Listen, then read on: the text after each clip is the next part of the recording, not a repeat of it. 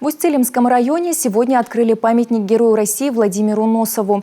Монумент установили рядом со школой в селе Коровий ручей. Именно там родился и вырос гвардии капитан. С первых дней специальной военной операции на Украине он выполнил задачи на самых опасных направлениях. 26 марта героически погиб, спасая соседнюю роту от окружения.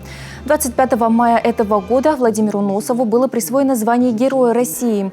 Его именем назвали новейший противодиверсионный катер, а также назовут улицу в городе Балтийск и школу в родном селе Коровий ручей.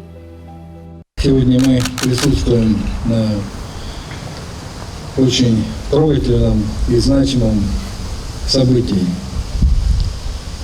Рядом с кадетской школой мы открыли памятник Герою Российской Федерации, гвардии капитану, командиру десантно-штурмовой роты батальона морской пехоты Владимиру Николаевичу Носову.